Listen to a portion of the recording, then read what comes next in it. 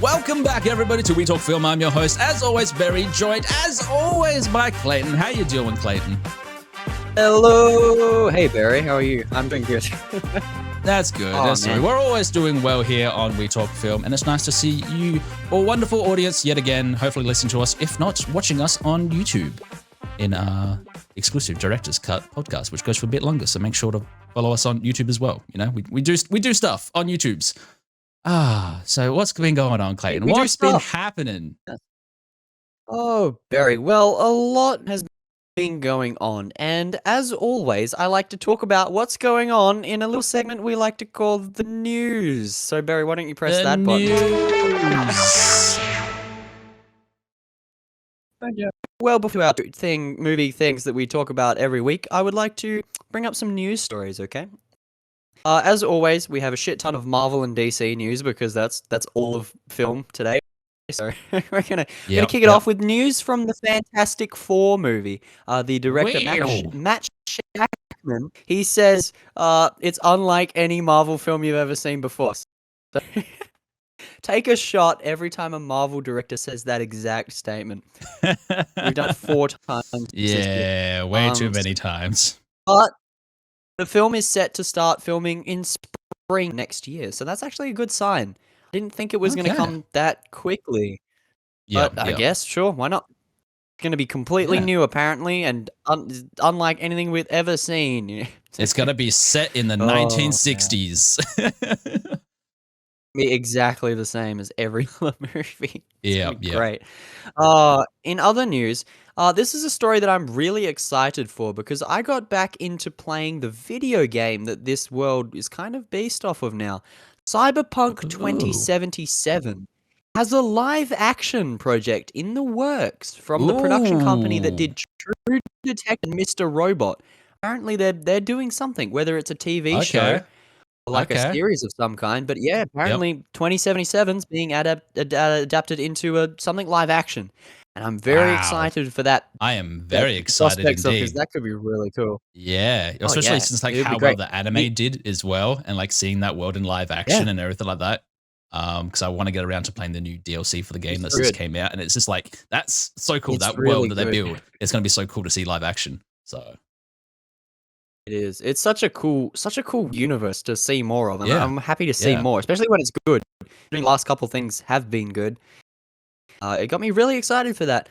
All right, over in DC news, this is straight out of James Gunn's mouth, as apparently Peacemaker Season 2 is going to be a part of the new DC universe. So, second season of the show will be, but we don't think the first season will be.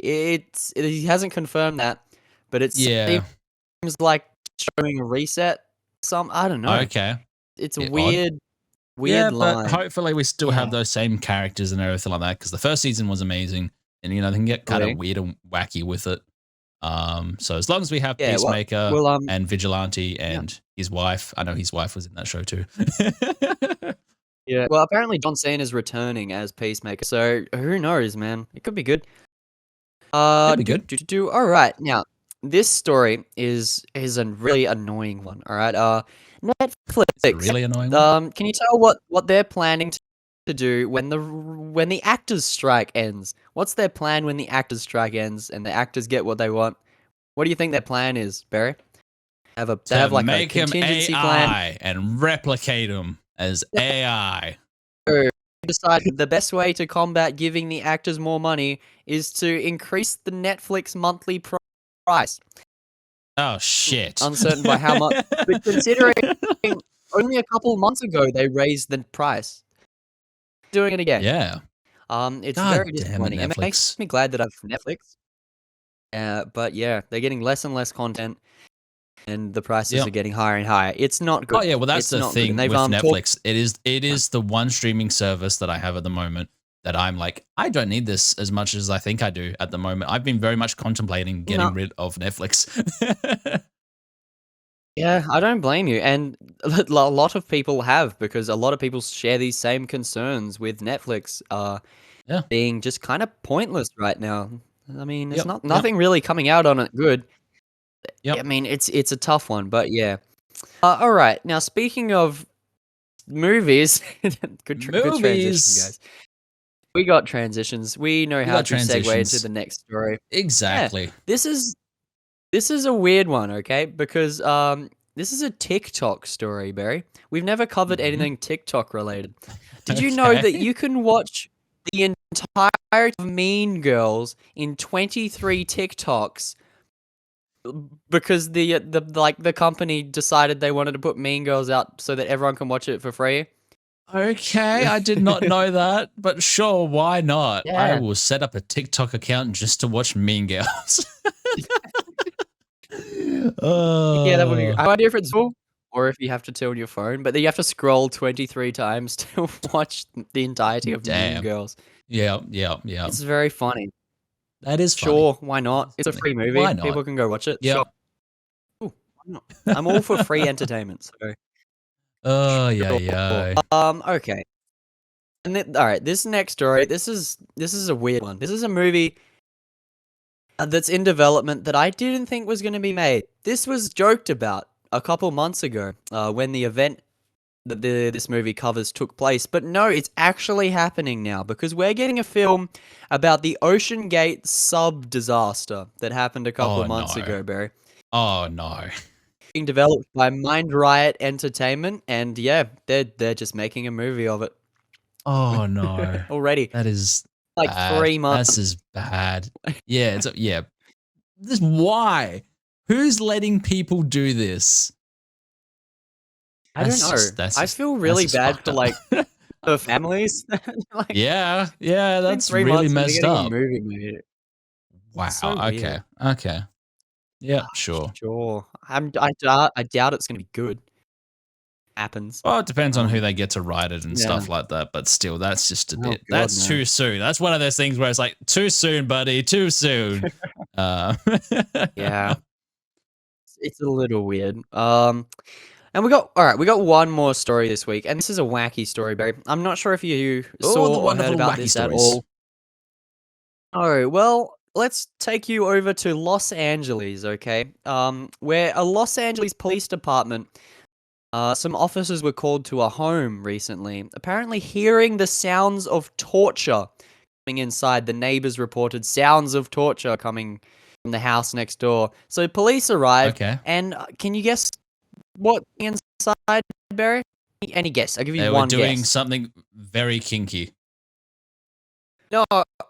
No, they were... It was... What? No, they were editing Saw X. It was the house of the editor of Saw X. What? And he just had the thing like blasting. Police on him. Yeah. I guess he was just making sure it sounded good up on high volume, which as an editor you would do. And his neighbors called the police on him. Like a headset, but sure. Oh, there's someone being tortured in the house. I don't know. Maybe he was just seeing how it sounded on big speakers, or he was trying it out on his TV or something. We don't actually know. But yep. It's just really funny. Like the neighbors, you think might have heard stuff like that before, considering he's editing a big budget film. I don't know. It's sure. It's fine. It's very funny. Interesting. Apparently, the police got to view some of the edit. He offered to show them the parts of the film. So he's like, "Here's what I was doing." Yeah, they got to see an early cut of parts of the film, which is kind of cool. Nice. That would have been kind of cool. That's your wacky story of the week, Barry. That's the wacky story of the week. Interesting. Yeah. So what's our main event, Barry? What's our main event for today, Clayton? Oh, we have many things, but before we do that, before we talk about anything, spoiler, because we also got the spoiler button in. That's a button that we always forget, but always remember. It is suddenly now. It is a button. So yes, in this week's episode, I'll play a little clip and we can get into the theme of what we saw this week. Did you locate the weapon? Yeah, it's just a kid. Are you going to heaven? No. You gotta be a good person to go to heaven. So we're the same. We can't go to heaven because you're not good. And I'm not a person. Do you have any idea what the thing is? She looks like a little girl now, but she's growing. Through Whoever has that kid wins the war.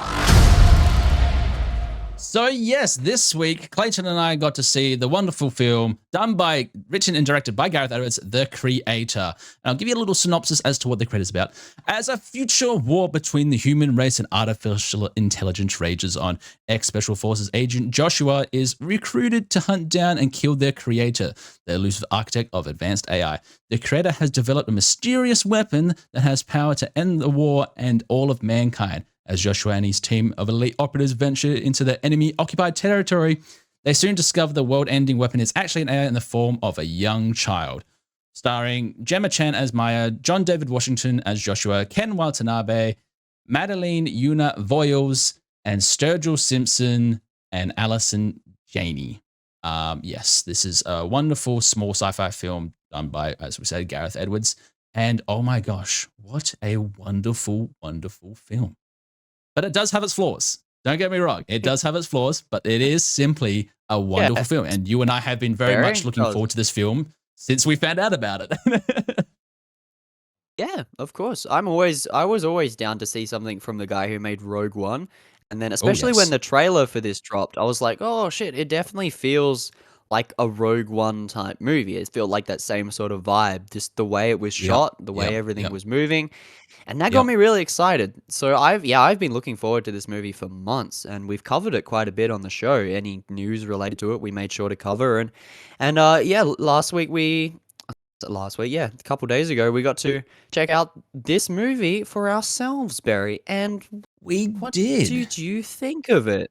Oh, well, you know what I think of it. I've seen this film 3 times in 1 week, which doesn't normally happen. You're insane. For films. I am insane. I am a madman. You know, it's just like, how many times do I have to watch to get Gareth Edwards on the podcast? That's all I'm asking. That's all I want to know. So yes, this is a film that we have very much been looking forward to since, it was creator of Godzilla Rogue One and his original Monsters film that he did a few years ago as well.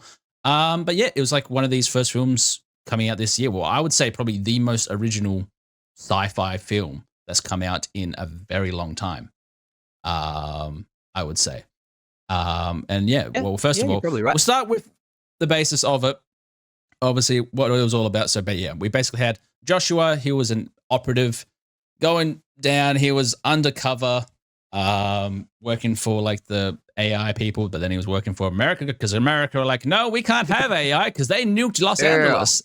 And then like he was like undercover for that, and then he got ratted out, and then he ended up, his wife died, yada, yada, yada. He's back in now. They say his wife died. He finds a little child known as Alfie, well, he names her Alfie, who is the weapon to destroy everything. And basically shit goes down. But yes, what I want to say about this first film, because obviously there is a lot of flaws in this film, but it is also quite an amazing film. Just at the feet alone of this film, which had a budget of $86 million, and it is a visual masterpiece for an $86 million film. Oh, yes. Yeah. This movie definitely looks amazing. I could have sat through 2 hours of just the scenery and just background shots from this movie because it was so cool. The world itself was such an interesting and gorgeous looking place. It made me want to see more of it, but the rest of the film kind of made me want to see less of it, Barry, and we'll we can get into that whenever you'd like, because I definitely have some thoughts on this movie. Yeah, so we'll get into we'll start with the high parts of this film. So very visually amazing. Sure. All of Gareth Edwards' films have been absolutely outstanding, but the case in point of this film, with an $86 million budget, he has made it look better than some films that have like $300 million, if not $1 billion budget films and stuff like that. And somehow he's managed to make this. And this is what I get as well. Most of the shots in this film are done on location over in Thailand and wherever they travel. With what camera, Barry? With an FX3, which you can just buy it down the road at the store if you want one. Which is, basically a DSLR camera that anyone can buy. It's not a cinema-esque camera. It's not an RELX or anything like that. And that just still blows my mind as well. Just everything about this. It was a small crew as well making the film. And it's just a wonderful feat alone. And the creation of this film is amazing. And this is the reason why I've gone to see it 3 times, is because the world that Gareth Edwards built for this film and the way he went about making this film is absolutely a filmmaker's dream. And especially on the budget that he's done it for, I would like to see people now do more of this type of thing. But obviously, it does have its flaws. And the very big flaw in this is its story. So do you want to start with your thoughts and opinions on the story, Clayton? Oh, I will gladly start with my thoughts on the story. So I will say, it started off promising. I liked the whole intro. He's a behind-the-scenes guy, and he's trying to sneak around, and his wife is the one that he's trying to target and try and get info out of, but he married her. It's a whole thing. I kind of liked that setup. I like the whole robot AI uprise against human thing. That's all to see. I mean, it's since Terminator. That's always been something that people have been interested in. Yeah, that's always cool to see. Yeah. So yeah, this put a cool spin on it. I really like what they did with the AI in this. And then we get to the human characters in this film, and all of a sudden it sucks because oh god, Barry, the writing, the dialogue in this movie is just awful. I'm sitting there like, this is such a cool movie to look at, but that is the most unbelievable thing I've ever seen. Like, people don't do that. People don't say that kind of thing. Why did he do that? That was so stupid. This movie's 90% stupid decisions and terrible writing, and then like 10% the most gorgeous looking movie you've ever seen. It's so disappointing. But this movie was such a cool premise, such a cool idea, and they fumbled, and they made this really generic, boring sci-fi thing out of it. It hits all of the tropes that we've seen everywhere else. It's like, oh, spoiler button, booda-ba-ding, his wife's not actually dead. She's the bad guy all along. He's got to sacrifice himself at the end to protect kid, and you get all of the tropes that happens between him and the kid that we've seen a million times. You know, it's fucking Mandalorian shit. It's the same dialogue from the Last of Us show. Same thing. Yeah, it's so fucking generic, and it's so disappointing because this is the coolest fucking sci-fi world that we've seen in like a decade. Yeah, it's like, yeah, that's for sure. Disappointed, Barry, and you can probably tell just by just by that. So I'm gonna throw it back to you before I start like crying. Yeah, no, well, that's the thing. Yeah, we had very high hopes for this film going into it and everything like that because of like Rogue One and everything like that. But yeah, it is when it came down to the story of it all, that was probably the most disappointing side. And as we both know, because you and I are writing so much at the moment for projects we're working on at TAFE, at TAFE, everything at the moment. You and I are very invested in writing so much, and so like we can see like, oh, a person wouldn't quite say those things as well. But there was like another thing when I was actually going back and watching it on the second time, a lot of like the editing and all those scenes and stuff like that felt kind of short, and there was also like ad lib or like voice over stuff that wasn't actually said as well. So there might be a potential like director's cut that might be a bit longer for the film, which I would enjoy. If there is a director's cut that has more of his vision, I wouldn't mind seeing it just to see what's different. But yeah, I still think the overall story like, why wasn't flawed. Why wasn't that what we got, Barry? Why wasn't the studios, cut man? The studios were probably just like, nah, you can't do that. I don't know. That feels weird. I don't know. It feels a bit weird because it's like the studios made with so much. He did this on a cheap camera. He did this for a low budget. It doesn't make a lot of sense for there to be like an insane director's cut version of this film. No, they didn't cut it down for time or anything. It's not a long film. It's not an expensive film.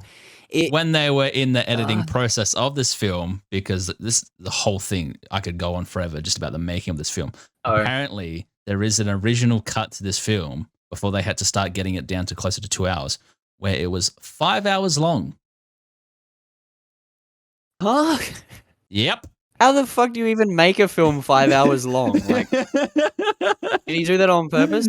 How did he make this film 5 hours long? Because this is a generic story I've ever seen. 3 hours of like dialogue in a forest. I'm trying to find like more information about this movie and how it's all made, and actually if that 5 hour thing is true or something like that, because it came from Gareth Edwards. So yeah, apparently they had all this footage, brought it down to 5 hours, and then they had to bring it down even more. So it's just like, what was like remaining in those 3 hours then? You know, like what's going on? No idea. Or was it just like landscape footage of like, oh, pretty bird? I think it was that. I think it was that. See, that's Yeah. it's very hard to believe that that's the case because it's like, how do you accidentally have a 5-hour cut of a film? You think you write it with 2 hours or whatever in mind. Yeah. Not even Scorsese's writing 5-hour films. There's no way Gareth Edwards was. Like, insane to me, that thought. Insane. But yeah, whether there is an insanely long cut or not, the film that we got sucked. I hate to be the guy, Barry, but this film sucked. It was so at the effects were visual effects looked really good. The robots in this were awesome. Yep. And they were like my favorite part was the robot guy and seeing all shit. But then you get 2 hours of the most boring dialogue and generic writing that you've ever seen in a film. So yeah, well that's the thing for me. Like it wasn't until like the third act, as you could say, where it actually like started to pick it up like a lot more. For me, story wise as well. In the beginning and stuff like that, I didn't really like it.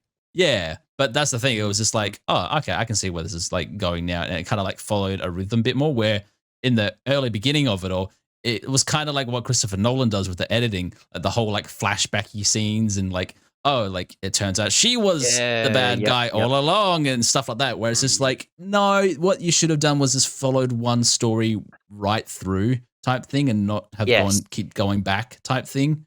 I feel like that would have been flashbacks, man. Yes. Only when like there's very few times it's done well. Even then, I still hate flashbacks. It's like if you want to tell that story, tell that story. Don't tell the story thinking about that story. And that comes from learning how to write and becoming more writers. Is the more dialogue sticks out for me, and the more terrible story decisions stick out. And I've been rating films harsher and harsher as we've done this podcast. You guys have seen it. Yeah. And then the more I've done writing dialogue, writing characters that try and feel real. Because the one thing that stands out to me what makes a bad movie is characters that don't act like real people, like their characters should. If a film is and characters feel like they're doing what makes sense, then the film is going to be good. Like you can have a generic story if it makes sense for the characters to do that, and they're speaking like, you know, this is what I would have done. But you don't get that here, and I hate it, and it makes me want to just rewrite this film for him and tell him to go out with his little Sony camera and film a cut that is not 5 hours. I mean, well, that's the thing. That's the thing. I would have loved to see like from now. Here's the thing: this film was done on a budget of $86 million, which is very small compared to a lot of films that get put into Hollywood and everything, or put into box office and stuff like that. It is currently only sitting at $40 million at the box office, though. So I'm hoping it makes its money back, but I don't think so. I don't think. But here's the thing: it is kind of visually the making of this and visually looking. It is single-handedly a masterpiece to look at. Like I can't get that enough. For the budget for what it is and how Gareth Edwards was able to do this on the budget that he had, and filming a film like this, that it's a big film. There is big set pieces. They went out on location. That's another thing as well. They went on location to film these parts, and then they added CGI elements over the top, and it looks so real. I'm just like, what? That's not in a studio. They blew up real villages. They killed thousands of people during the making. Blew up bridges in Thailand and everything. It was insane. Just everything. And that's the thing. Like it's just so much of the making of this film is so perfect. Like sticking with such a low budget, and I hope we see more creators now being able to do the same thing, but just with better stories. Just like look at the camera. It's like, hey. I did look at the camera. Did you see that? Yep. So yeah, and that's the thing. I feel like this film is in the right direction for future films. You know, not having these major big budget films that cost like $300 million to make, but being able to do small films like this, being able to let the directors or creators do more films like this and experiment with stuff, you know? And that's the thing, because this is like, we were saying, like, this is probably the most original sci-fi film in the past decade. Very much so. And the way what Gareth Edwards had in mind and everything, it just wasn't executed well in the story and everything like that. That's what its major flaw was in this film. But I will admit the acting done by the actress that played Alfie, the Madeline Una Voiles. This is her first and ever film or anything she's ever done in her career. It was and alright. she played it It was good. perfectly as a kid. I liked her performance a lot, Yeah. especially when this is her first She ever was thing. really You're just like, good. what? Yeah. It made me wish that they did more with her character though, because she kind Yeah. of was very one-sided. Yeah, And maybe yeah. that's part of playing the robot, but she was really good just with what she was given. She played the whole robot kid thing Yeah, well. yeah. The rest of the actors were awful. The villains in this movie sucked. All of the Americans were terribly boring and just awful. Yep, The yep. main guy was very bland. Yeah, yeah. Changes his perspective on Italy and stuff like Yes, that. It's like you yes. were married to a girl for years and you were gonna have a kid, yet you were like, nah, everything she believes in is 100% wrong. And then Exactly. it took you to see this random kid for you to change that instead. It's a lot of it's a whole thing, right? It's a whole thing, and that's the But thing. yeah, I feel again, like that's there fine. was Oh, man. more to this story that Gareth Edwards wanted to tell, but was limited on the time. 3 hours more, could tell it in. apparently. Yeah, yeah. And that's the thing. Yeah, I feel like there was Oh, a story God. that he wanted to tell, but it was just too much almost. Like it became too big Yeah. of a thing. How much plot points he wanted to Think put in. so. Like he wanted to do a whole thing with the Joshua character being like a ex-Navy SEAL that was undercover with his wife, and then like trying to add in Alfie's character and her whole thing, where the whole movie should have just been about Joshua being with Alfie, and stuff like that, and being like, oh, my wife died because of an accident type thing, and like that was never like mentioned again type thing. I just felt like that was just too complicated, adding the wife's He didn't story need a to wife. it all and everything like that. We- Like, yeah, like it should have just been about this guy who hated robots finding his way to like robots. I feel like that would have been a better, even though it was very generic, but I feel like that could have been a better film for what it is. And you know, it just got too complicated. But also as well, it had Sturgill Simpson in the film. He played as Drew. I was like, what? Sturgill Simpson? He's rocking in. He's an actor now. He's damn. That man does everything. He's an actor now. So yeah, this movie does have cool moments. Yeah, it does have really Cool moments. So yeah, should we final thoughts and ratings Final for the thoughts creator? and Eric? ratings. Yes. Do you want to go Let you ahead kick it first? off. I'll kick it off. I Oh, can kick you it off. kick it off. Yeah. Yeah, so it is visually kick a it off. masterpiece. That's the thing. The reason I've gone to see this film 3 times is just because I want to know how this film was made from the ground up. I want to try and find to see if there is a copy before they added all the visual effects stuff in. Because I know that they did that before they gave it to the CGI visual effects people and everything. I want to see that original version before it got all the visual effects and stuff like that, and see what they added in. And It stuff would be like cool. that. Because on the ground point, on the standing in, as a young aspiring filmmaker like you and I are, this film does like hold a lot to that, being very under budgeted. Still obviously a lot more bigger budget than what we're used to, but just the way that it was made and everything like that, and just kind of stuff I've been looking into lately with like animation and CGI and all that type of stuff. Like it would be so cool to do something like this, even with like a limited budget. Oh, hell Or yeah. even trying to do something like that now using Blender, which is a free software and everything like that. It was so cool to do. But yeah, where it really hit the miss on the mark was its story. It was very generic, was very bland. I didn't like majority of the characters. And yeah, I just felt like there could have been more. There could have been more done. There could have been more emotion and more heartfelt type thing, not as generic type with it all. Because you have this amazing original concept idea with this world that he built, but then everyone in it just felt like normal and generic and just kind of bland. And I'm just like, I don't care about your characters, if I'm being honest. So out of all, I'm going to give this film a What do you 7 think, out Barry? of 10. Oh wow. Okay. Yeah. Yeah. Mainly just because I mean, how this film yeah. was made and what it means to the future of the industry and everything like that is, I think it's going to change a lot of things, especially the budget wise and how it was made. And it's not made on an FX3, which is a DSLR camera I can buy at the store right now. It's down the road. It's like, what the hell? I know. It's mind blowing I how love they it. made this film. But yeah, it's definitely it hit the mark, Great. missed the mark on its story. Yeah, this film, it's definitely a kick in the boots for young and aspiring filmmakers. It's been like, you can make something like this on a camera you can buy at the shop. You know, you could do anything with that. If you can get a movie that looks this good, you don't need to spend $30,000 on a camera, you know. You get one that's like 3 or 4 and shoot Yeah. it exactly like this. But yeah, like I said, this movie amazing to look at. Is some of the best like special effects, makeup, visual effects, all of that combined with the insane on location filming. It looks amazing. And I feel like a 2-hour cut of this film that's just the scenery shots would be more entertaining story wise, because the story was honestly one of it was the most disappointing thing that I've seen this year, I will say, because I was so hyped for this film, and then coming out of it being like, that was a boring piece of trash that looked really pretty. So it's like, I'm so up with it, and it's hard to put it into words. So instead of words, I'm going to use numbers. It's a 4 out of 10 from me. 4 out of 10. Yeah, it's Wow, just that so disappointed badly you a lot. written, and it really did. Because of the dog and the story. That's all this is. It loses 6 points because it was the most boring, generic, bad dialogue and writing I've seen this year. Yeah. Oh, Barry. Oh, man.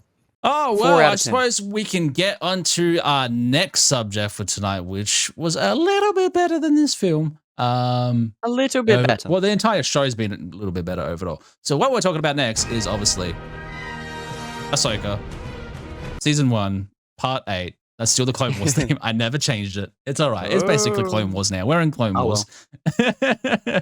Pretty much. Pretty much. Pretty much. So yes, this was the final installment to Ahsoka Season 1, Part 8, The Jedi, The Witch, and The Warlord. And basically, the heroes race to prevent Grand Admiral Thrawn, picking up from last week's episode where basically shit goes down and Thrawn wins and saves the day. God bless Thrawn. Thrawn. Yeah, for the Empire. For the Empire. Oh, Barry. Yeah. So, all right, I'm gonna cast you back to last week when I said I bet this show is gonna end on the most generic way of Thrawn getting back, right? And nobody dies, nothing exciting happens, and it's all left just open. How happened this week, Barry? Oh, basically that exact thing happened. We had our little squad of heroes basically going up against him, and we had some zombie troopers this time around. I will admit, we also zombie troopers were cool. Zombie troopers were cool. Yeah. And then cool. Basically our little group of heroes go up against him, and then they get split up. Ezra is the only one that ends up on the ship going back to the normal galaxy and stuff like that, which was a bit weird. And then basically Sabine and Ahsoka stay behind and stuff happens, and then they all get stuck there. Yep, that's basically it. And it is major cliffhanger endings for a potential Season 2, and they haven't confirmed Season 2 yet, so I'm just like, what's going on? No. I have no idea, Barry. This show ended in such a weird way. It's they're stuck in a new galaxy now, and Ezra's back in the main one. They just kind of swapped places. It's so weird. It is so weird. It is kind of weird. But before we get into the nitty gritty and stuff like that, that's basically an overall. Yeah. There are a couple of really cool, amazing scenes in this episode. I will admit there were a few of them. Yes, there were. Towards the beginning, we obviously see Morgan's character become like a full Night Sister, getting powers and a fancy katana sword. That was cool. Which was really cool to see all that. Because I do like the man. Darth, what are they called? The Night Sisters. What's the planet? Dathomirians? Yeah, that's it. Dathomirian. All that type aside I think it's to like Star Wars has been really interesting to me, because it's just like, oh, this isn't the Force, but it's still like witchcraft Force stuff, and it's like, oh, that's kind of cool. So that happens at the beginning of the episode, and then we have Ezra and Huyang have a little bonding moment together, building his lightsaber, which I love this scene. This was an amazing little scene that they did not need to add at all.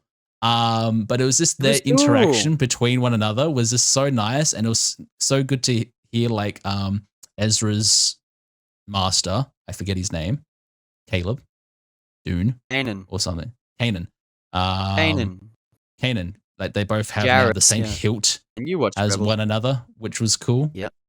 And it was just a nice little scene of them talking together, and like Ezra's like, "How old are you?" type thing.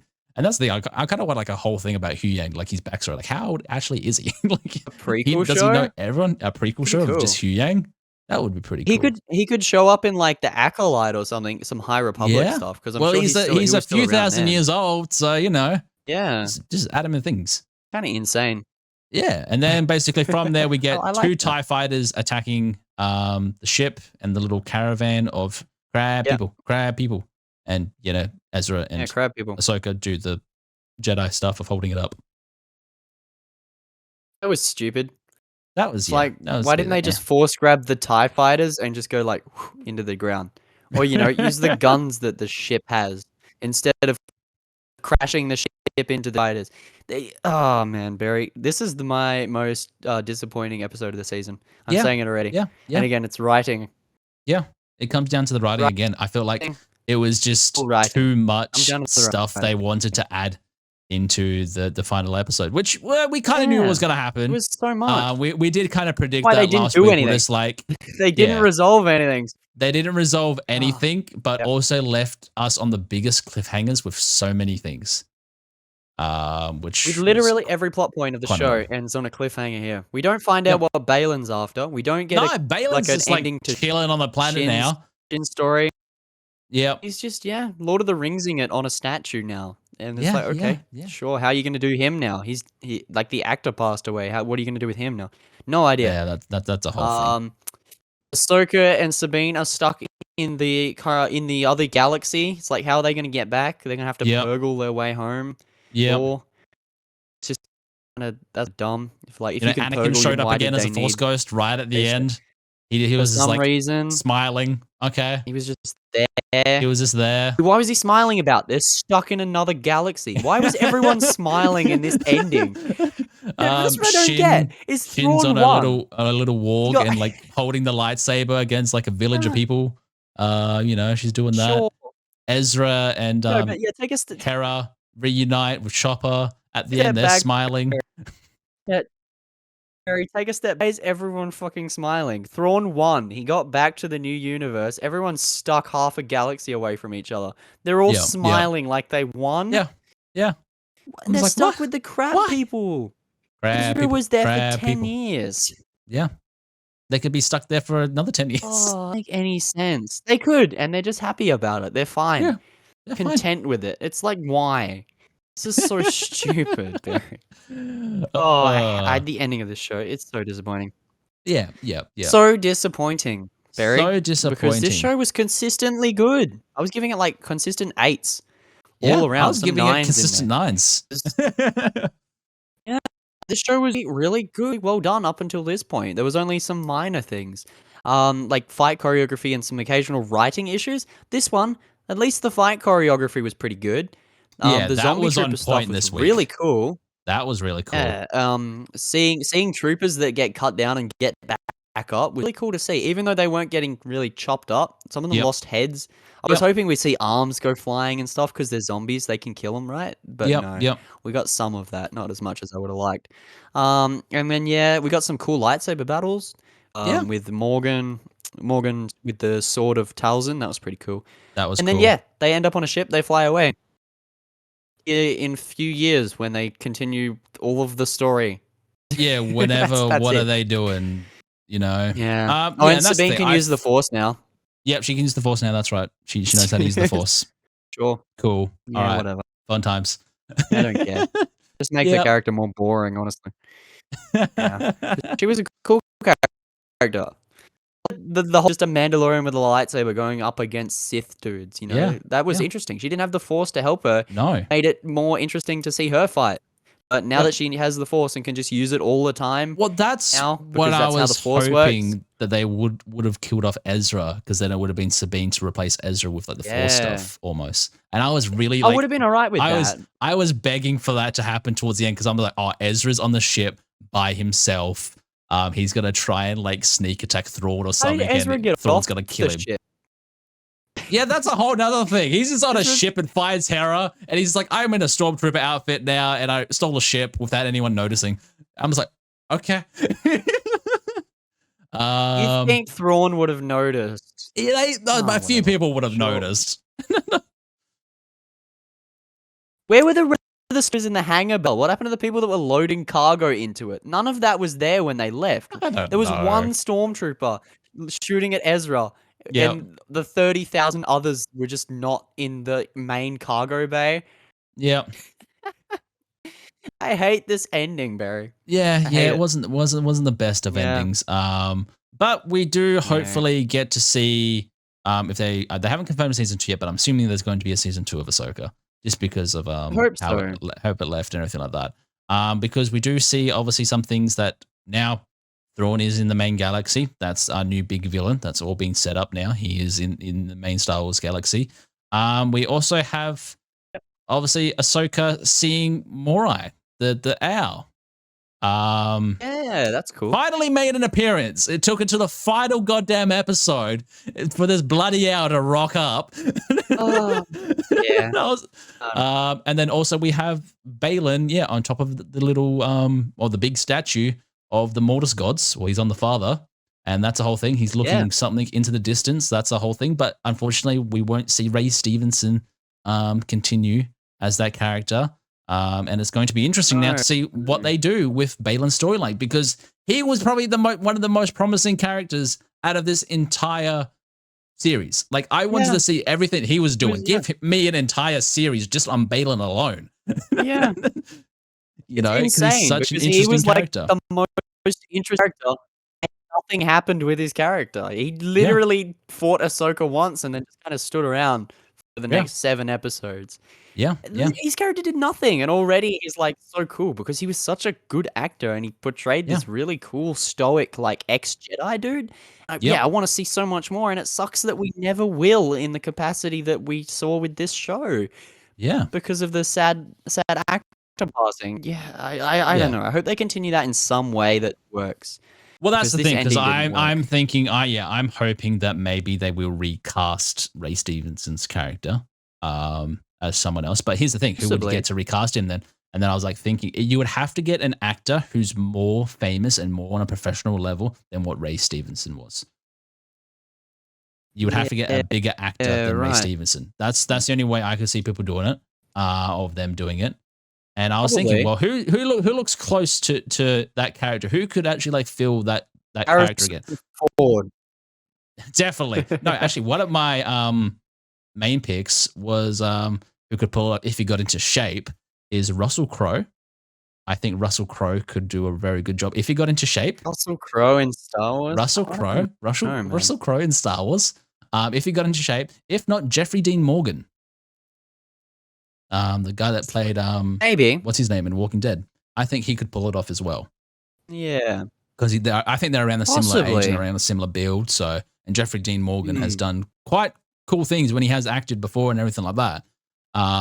So yeah, I just hope in season 2 we see a continuation of Balin's character in some form of way. I don't want it to just end really badly. I feel like no, there was a story building up for him, and they wanted to continue it, but obviously didn't have enough time in the first season to show what they wanted to show with this character, and everything like that. So yeah, I think we can wrap it up with our final thoughts and everything like that, and we can talk about a bit more about what we want to see in season 2 of the show. Ooh, yeah, for sure. So, should we rate this episode on its own and then the show as a whole? Do you think that would be a good way to do it? Yeah. Okay. That would be the way to go. All right. Yeah. All right. So this episode, I'll kick it off. This episode is a 5 out of 10. This is the most disappointing Star Wars show ending out of probably all of them, because at least even the bad ones like Kenobi and Boba Fett had kind of cool endings, or at least conclusive endings to the story, right? So it's like coming into this one, which was such a good, consistent show, and that's why I'm giving this a 5 out of 10, is because the rest of the show is a consistent 8. Hi, Barry's phone. He just took a photo. Anyway. It's all right. They're not going to see on the camera. It's fine. Everyone's looking at you. The rest of the show is a consistent 8. Whoa, that was really funny. Anyway, yeah, the rest of the show is a consistent like 8 out of 10. And then the sudden drop off on the finale brings it down to a 5. Yeah. Because like the writing was bad, dialogue was bad, the story didn't make any sense. Thrawn won, everyone's happy about it. It feels like the end of The Last Jedi, where everybody's dead and the First Order's winning, but we're having a party on the Millennium Falcon because there's 10 of us left. You know, it's exactly. It's that same type of thing again. I hate it. I hate that. It's like you should all be sad. Yep. Do Yep. And that's the you all thing. This is happy? why Fire I your wanted, truck. when we're predicting it last week, I wanted something really bad to happen, like Ezra to die or something like that. Like this Yes. something absolutely tragic to happen. Can you imagine the Yep. cliffhanger ending Yeah. if instead of getting stuck in the other universe, they killed I off can tell you right and now, if Thrawn this got was the away? writers of Andor writing this show, they would have killed like 3 of those characters off. Good. That's what they should have done because that would have raised the stakes even more. Yeah. Like even if they made it so Ezra or just Ahsoka was the only one to make it back to Hera at the end and snuck on with Yep. the stormtrooper armor. Dude, keep everything the same. Keep the cliffhanger ending, but just make it more impactful. Like, holy shit, what are they going to do now? Instead of, why are they happy? What the hell are they going to do now? This is Yeah. stupid. It's just simple Yep. changes like that can just fix everything. Yeah. And yeah, I'm gonna give this episode for me would be a 6 out of 10. Yeah, it just went really downhill on the final one, just because I feel like there was so much they wanted to tell, but had only 1 episode to do it in, and it was just like, all right, we'll go for generic way so we can extend it for a season 2 or whatever they're trying to set up. And it was just there was no stakes to it. I want to be seeing like Thrawn be the villain that he is, and absolutely terrified of him. And it was just kind of just like, Oh yeah. like even there was that good line in this episode, I will admit, because every single time Thrawn is on screen is absolutely phenomenal. Lars Mikkelsen is doing a phenomenal standout job as him, and every time he talks is just like, oh my gosh, this guy is terrifying. So there was a good line in this one where him and Ahsoka talk for the first time over the radio, and he tells her, I knew your master, Anakin, and I knew what he was like. And it's like, I have won this day against you, Ahsoka Tano, and everything like that. And to me, that was the standout part of this entire like final episode.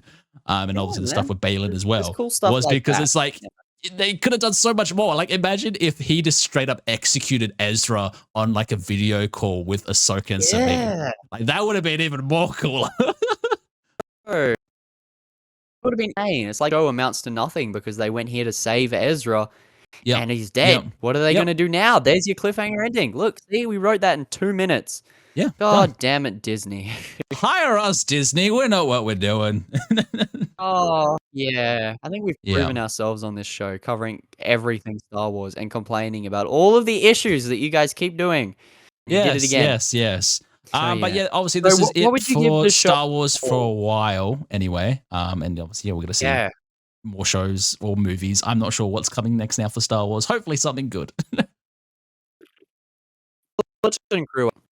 I think that's next year. Yeah. I think. Yeah, with Jude Law. That'd be interesting. Jude Law's see how that is. Yeah. So yeah, overall thoughts of the season, I suppose. Then of the season, yeah. All right. So the show as a whole, I'm giving a 7 out of 10. Like I said, consistently about an 8. It's good. Start off really cool. The middle was actually pretty cool as well. Just some very minor things, fight choreography, and some of the writing, particularly with like Sabine's character, just not making a lot of sense. Taking us out of everything, and then throwing us in for this absolutely terrible ending. It was just a lot. Okay. So yeah, 7 out of 10, and that's being a bit generous, honestly. Yeah. Okay. Well, I'm going to give it 8.5 out of 10. I still liked it as to like overall anyway, and what Dave Filoni is trying to create for the future Star Wars and everything like that. And I feel like this is a step in the right direction for Star Wars, if you know what I mean, because this is the first time Dave Filoni had rights over a live action show that's connected to the main universe and everything like that, and not the animated stuff in its own way. And hopefully we do see continuations of that, because what Dave Filoni tried to do with this show is trying to expand upon the world of Star Wars a lot more, which no one's bothered to try and do since George Lucas was in control with the prequels. And even George Lucas kind of failed at it in a way. You go back and watch the prequels, there's a lot of bad stuff, but Dave Filoni seems to be doing it in the right way almost. But yeah, it just got to that point where there was too much what he was trying to do for a very small 8-episode season. Obviously, there is going to be hopefully a build-up and paves the way for the movies to come, like they are doing about the Thrawn movies and everything like that, and future TV shows. Hopefully, we get a season 2 of Ahsoka whenever that gets announced, and it was still probably be another couple years now until we probably see it. That's the other downside of it. as well as waiting so long to see what happens next.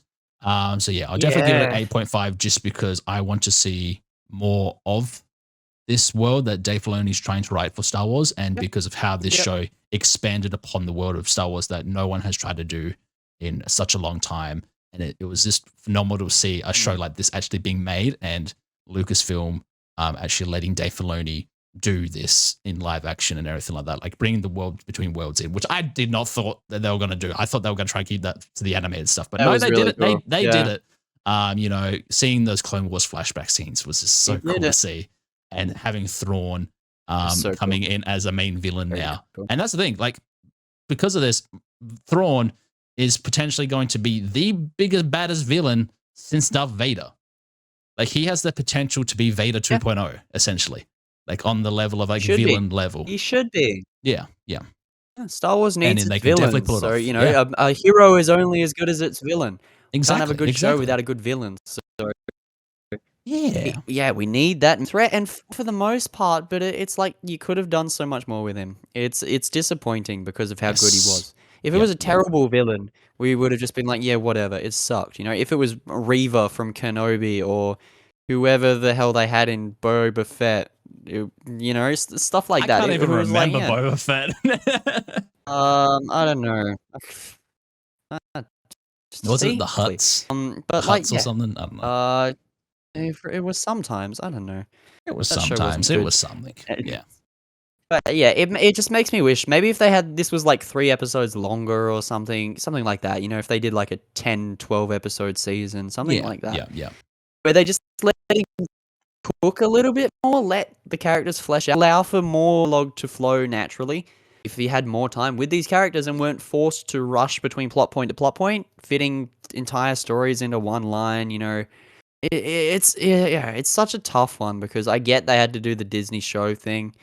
Yep. But it's also like, oh man, and it wouldn't surprise me if they just fully like his characters a little. Studio being like, you can't kill anyone off. We got to keep these people around to make money, sell toys, all that jazz. Yeah. But it's also like you've got to kill people off, man. No one dies in Star Wars. It's so disappointing. In the prequels, everyone was dying. Like Count Dooku died the second time we see him, and he was like one of the most beloved villains of those movies. Yeah. General Grievous, yes, everyone movie they were introduced in. It's like, what? And same with the original trilogy. We see his uncle and aunt die, and then Obi-Wan dies. Everybody dies, but now no one dies. We need more death in Star Wars. We need more permanent conclusions to stories. Permanent conclusions to stories and everything like that. What would I call it? Like, what would I say? Like, permanent conclusions, you know, have consequences. Things like Thrawn getting back to the new galaxy. We don't know anything. He's probably just going to sit in space for the next 3 years now. Yeah, whatever. He's just chilling. He's just like, all right, I'm here. I don't need to do much. That's Star Wars. That's Star Wars. Oh, man, and that is also the podcast for this week on We Talk Film. Yeah, I can go home now. You actually just give me a clap on the camera just for a second because I need to sync some audio issues up. Thank you. It's not working. That's right. We're having some technical difficulties on my side today. That's all that's happening. But I think we'll call it there for today, ladies and gentlemen. Thank you so much for joining another episode of We Talk Film. And as always, make sure to go and follow us on all our socials everywhere. And if you want to stick around for the director's cut, go and make sure to subscribe and notifications on YouTube. And we will see you in the next episode. See ya, everybody. Do all the things. You know what? Do all the things. All the things. All the things. So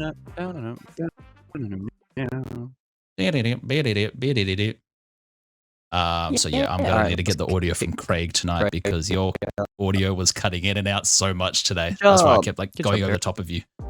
It's just the internet, man. The internet's like